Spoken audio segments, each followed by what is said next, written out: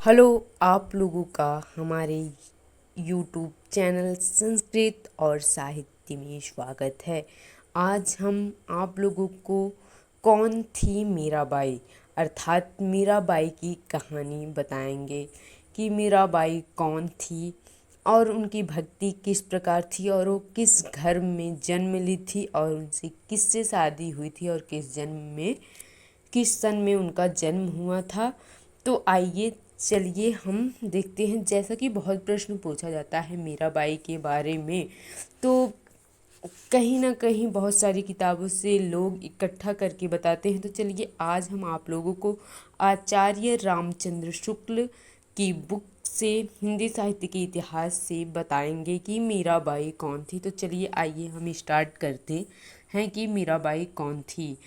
तो सबसे पहले ये मेड़ातिया के राठौर रत्न सिंह की पुत्री, राव दादू जी की पौत्री और जोधपुर के बसाने वाले प्रसिद्ध राव जोधा जी की प्रपौत्री थी। इनका जन्म संवत 1573 में चौकड़ी नाम के एक गांव में हुआ था और विवाह उदयपुर के महाराणा कुमार भोजराज जी के साथ हुआ था। ये आरंभ से ही कृष्ण भक्ति में लीन रहा करती थी। विवाह के उपरांत थोड़े दिनों में इनके पति का परलोकवास हो गया। वह प्रायः मंदिर में जाकर उपस्थित भक्तों और संतों के बीच श्री कृष्ण भगवान की मूर्ति के सामने आनंद मग्न होकर नाचती और गाती थी। कहते हैं कि इनके इस राजकुल विरुद्ध आचरण से इनके स्वजन लोक निंदा के भय से रुष्ट रहा करते थे।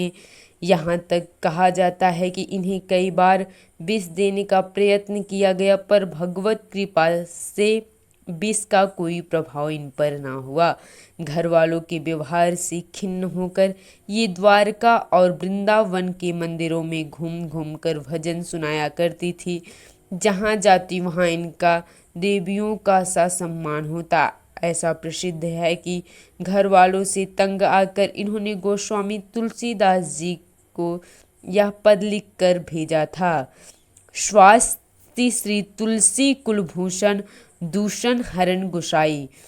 ऐसा उन्होंने उनको तुलसीदास जी को पत्र लिखकर भेजा था। तो चलिए आइए देखते हैं। इस पर गोस्वामी जी ने विनय पत्रिका का यह पद लिखकर भेजा था किनको? मीराबाई को। उन्होंने प्रश्न पूछा तुलसीदास से, तो तुलसीदास जी ने उन्हें उत्तर दिया: जाके प्रिय न राम वैदेही, सो नर तजहि कोट बैरी सम जद्यप परम स्नेही। पर मीराबाई की मृत्यु द्वारका में संवत 1603 में हो चुकी थी। अतः यह जनश्रुति किसी की कल्पना के आधार पर ही चल पड़ी। मीराबाई की उपासना माधुर्य भाव की थी, अर्थात मीराबाई की भक्ति माधुर्य भक्ति थी। वह अपने इष्ट देव श्री कृष्ण की भावना प्रियतम या पति के रूप में करती थी। पहले यह कहा जा चुका है कि इस भाव की उपासना में रहस्य का समावेश अनिवार्य है।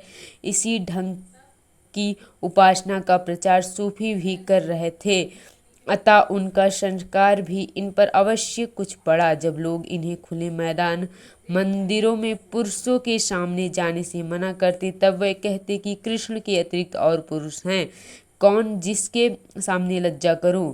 मीराबाई का नाम भारत के प्रधान भक्तों में है और इनका गुणगान नाभाजी, ध्रुवदास, व्यास जी, मालूकदास आदि सब भक्तों पर सबसे प्रेम की तल्लीनता समान रूप में पाई जाती है। इनके 4 ग्रंथ कहे जाते हैं: नरसिंह जी का मायरा, गीत गोविंद, टीका, राग गोविंद, राग सोरठ के पद।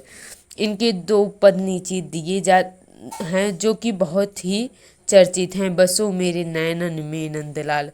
तो ठीक इसी प्रकार मीराबाई का जन्म और मीराबाई कौन थी, मीराबाई की कहानी है।